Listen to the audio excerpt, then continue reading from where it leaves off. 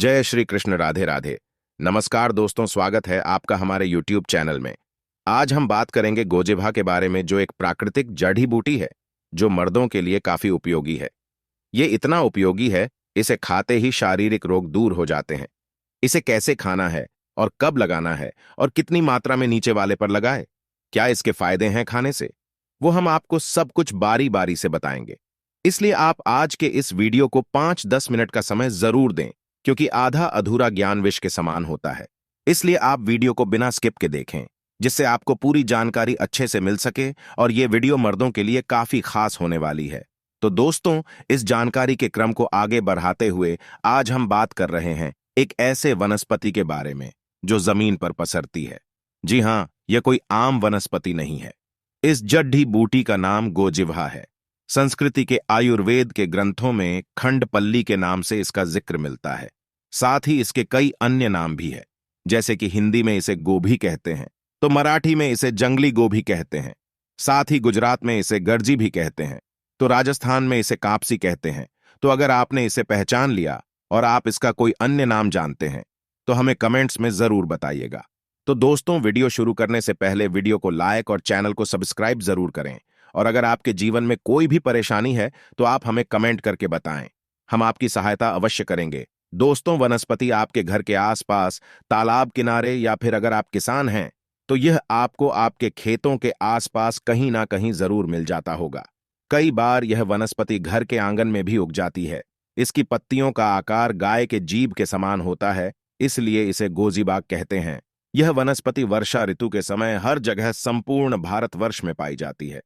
इसकी पत्तियों के बीच में एक तना निकलती है और उसके ऊपर पीले रंग के फूल लगे होते हैं, जो कि अभी इस वनस्पति के ऊपर लगे हुए नहीं है। जब यह अपना आकार लेता है तो इस पर कुछ इस प्रकार से फूल निकलते हैं। दोस्तों, साथ ही साथ इसके पत्ते को उसकी शाखा से तोड़ने पर इसमें से पीले रंग का दूध निकलता है। इस जड़ी बूटी की प्रकृति ठंडी होती है और यह स्वाद में कड़वा, कसैला और तीखा होता है। नेपाल में इसकी सब्जी बनाकर खाई जाती है। इसकी सब्जी लगातार कुछ दिनों तक खाने से खून की शुद्धि हो जाती है। भयंकर से भयंकर खून की कमी को यह पल भर में ही दूर कर देता है और चेहरे पर चमक और रौनक आ जाती है। चेहरा चमकदार खिल उठता है। दोस्तों, यह हमारे रक्त को साफ करता है। खून में यह गंदगी को फिल्टर करता है, पेशाब साफ आता है, शरीर स्वस्थ रहता है। इसके अलावा इस वनस्पति के कई अन्य आयुर्वेदिक फायदे भी हैं, जैसे कि आप इस वनस्पति की सहायता से दांत के दर्द को ठीक कर सकते हैं। यदि दांत सर गई है, रात में सोते समय दांत में दर्द होता है, सुबह उठते समय, पानी पीते समय झंझनाहट होती है, दांतों में कीड़े लग गए हैं, दांत टूटने की कगार पर आ गए हैं, मसूड़ों में खून आता है, पायरिया जैसी समस्या हो गई है, तो इसका प्रयोग करें। इसकी जड़ को सुखा लें और पाउडर तैयार कर लें। उस पाउडर में 5 लौंग पीस लें, फिर ब्रश करें। ब्रश के द्वारा से पेस्ट करें। आपकी तमाम दांतों की पीड़ा दूर हो जाएगी, दांत मजबूत हो जाएंगे। अगर किसी को बिच्छू ने काट लिया है तो बिच्छू के जहर को उतार सकते हैं। इसके पत्तों का और जौ का रस एक चुटकी काले नमक के साथ उस हिस्से पर लगाएं जिस पर बिच्छू ने डंक मारा है, तो इससे धीरे धीरे ठीक हो जाता है। अगर इसकी जड़ को शरीर पर किसी भी भाग पर बांधा जाए तो बिच्छू नहीं काटता। इसकी सुगंध से बिच्छू भाग जाता है। यदि लंबे समय से खांसी हो रही है, छाती में कफ हो गया है, तो ऐसी स्थिति में इसकी जड़ और पत्ते दोनों को पीसकर छान लें और इसके रस को एक चम्मच में ले लें। थोड़ा शहद उसमें डालें और पी जाएं। इससे खांसी में बहुत आराम मिलता है। हफ्ते भर में 3 बार पीने से ही कफ ढीला हो जाता है, निकल जाता है। दोस्तों, इसकी पत्तियों को पीसकर चटनी बना लें, एक लेप तैयार करें और घाव पर लगाएं। धीरे धीरे घाव सूख जाता है। यदि बुखार में इसकी जड़ का काढ़ा बनाकर पिया जाए तो बुखार जड्डा से समाप्त हो जाता है और फिर काफी लंबे समय तक बुखार जल्दी नहीं आता। बवासीर के मरीजों के लिए यह जड़ी बूटी किसी अमृत से कम नहीं है।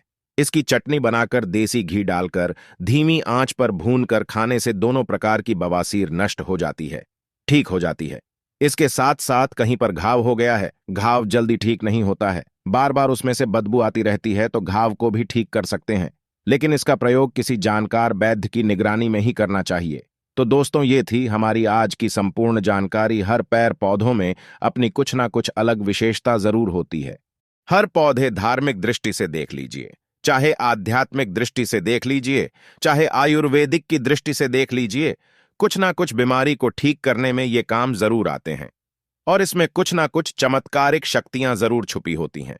भगवान श्री हरि का विशेष तौर से सम्मान करना चाहिए, क्योंकि समस्त पेड़ों में जो शक्तियां पाई जाती हैं, जो दवाएं पाई जाती हैं, बीमारी को दूर करने के लिए वो भगवान विष्णु के कारण ही हो पाता है। और देवी देवताओं ने भी अलग अलग प्रकार के पेड़ पौधों पर अपना निवास बनाया है। अलग अलग प्रकार के पेड़ पौधों में उसमें अपना वास करते हैं। इसी क्रम में आज मैं आप लोगों को जो सफेद कटेरी नाम का पौधा होता है, जिसमें कांटे अत्यधिक पाए जाते हैं, कांटे इसमें अत्यधिक होते हैं, इसीलिए इसे कटेरी कहते हैं। तो जो सफेद कटेरी होती है, इसके अलौकिक चमत्कारिक प्रयोग बताऊंगा। अगर आज के वीडियो मिस कर दी तो सारे जिंदगी पछताना होगा, क्योंकि अधूरा ज्ञान हमेशा खतरनाक साबित होता है। इसलिए ज्ञान को कभी बीच में न छोड़े, नहीं तो बहुत पछताओगे। क्यों पछताना होगा? क्योंकि इसकी जड़ में कुछ ऐसी चीज पाई जाती है। इस पेड़ पौधे से आप लोग लाखों करोड़ों रुपए भी कमा सकते हैं। इस पेड़ पौधे की मदद से कई प्रकार की चमत्कारिक शक्तियां पा सकते हैं। तो वीडियो को ध्यान से देखना। दोस्तों, इस प्रकार की जो जानकारी होती है अमूल्य होती है। तो जो ये कटेरी नाम के सफेद पौधे हैं, इसके चमत्कारिक फायदे सुन लीजिए। वैसे जो नीले कलर की कटेरी नाम का एक पौधा होता है, आप ग्रामीण इलाकों में रहते हैं तो बहुत ही आसानी से यत्र तत्र देखने को मिल जाता है, लेकिन इसके अंदर में चमत्कारिक शक्तियां नहीं होती। जो सफेद कलर की कटेरी होती है, जिसमें सफेद कलर का फूल आता है, वो कटेरी का पौधा आध्यात्मिक दृष्टि से, धर्म की दृष्टि से, वनस्पति की दृष्टि से चमत्कारिक होता है। क्यों चमत्कारिक होता है, इसके साथ प्रयोग बताऊंगा। बीड़ियों को ध्यान से देखना। ऐसा माना जाता है कि इस पौधे की जड़ों के नीचे में जो सफेद कलर का फूल खिलता है, इसकी जोड़ों के नीचे में हीरे, जवाहरात, सोना, चांदी, सोने का कलश दबे होते हैं और बहुत से लोगों को प्राप्त हो चुके हैं। हर जो सफेद कलर के नहीं खेलते, जिसका टिहरी के पौधे के नीचे में साधन होता है, जैसे कि कलश है, बट हुए हैं, हीरे हैं, जवाराहत है, वही जो कटेरी है। सफेद कलर के उसमें फूल आते हैं, उसी कटेरी में सफेद कलर का पुष्प लगता है। जहां पर सफेद कटेरी का पुष्प मिल जाए, जो कटेरी हो, उस पौधे में सफेद कलर के पुष्प लगे हैं, समझ जाइए उसके नीचे में जमीन में निश्चित रूप से गड़ा हुआ धन है। वहां पर आप खुदाई जरूर करें, आपको जमीन में दबा हुआ धन जरूर प्राप्त होगा। लेकिन ये 3 कंडीशन में श्मशान में रहने वाले जो कटेरी का पौधा है, इसमें अत्यधिक मिलता है। दूसरा, हमने देखा है जो मंदिर के पास के पौधे हैं, सफेद कलर की कटेरी उसमें मिलता है। और जो जैसे कि मंदिर परिषद में हो गया, श्मशान में हो गया, और जो जंगल की कटाई होती है, इसके अंदर में भी जो सफेद कलर की कटेरी बोलते हैं, इसके अंदर में भी जमीन में गड़ा हुआ धन पाया जाता है। ये था धन प्राप्त करने का पहला प्रयोग। अब मैं आप लोगों को इसके कुछ और चमत्कारिक प्रयोग बताता हूं। अगर केवल इसका एक सफेद पुष्प, ध्यान से सुनिएगा, अगर केवल इसका एक सफेद पुष्प मां लक्ष्मी को शुक्रवार के दिन उनके बीज मंत्र पढ़ते हुए चढ़ा दे, तो मां लक्ष्मी तत्काल प्रसन्न होती है।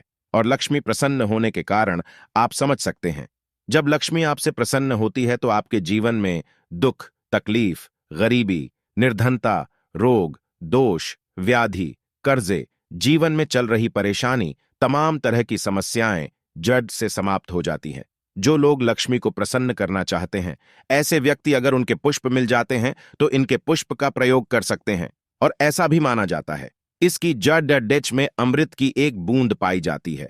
इसलिए सोते समय इसकी जड्डी को से सिरहाने में रखने से, ध्यान से सुनिएगा, इसकी जड्डू को सिरहाने में रखने से बीमार पड़ीढ़ा व्यक्ति भी, जो खाट में पड़ीढ़े व्यक्ति है, कुछ दिन तक अगर इसकी जड्डट को तकिए के नीचे में रखते हैं तो बीमार पड़ा जो व्यक्ति हैं चलने फिरने में असमर्थ है। ऐसे व्यक्ति भी चलने फिरने में, दौड़ दहाने में समर्थवान हो जाते हैं। तंत्र बाधा अगर किसी ने आपके ऊपर कर दी है, जिसके कारण आप लंबे समय से बीमार हैं, आपको समझ में नहीं आ रहा है, तो यह सारे तंत्र बाधा को खींच लेता है और आपको रोग मुक्त कर देता है। तो दोस्तों, वीडियो को लाइक और चैनल को सब्सक्राइब अवश्य करें। और हाँ, कमेंट में हर हर महादेव अवश्य लिखें।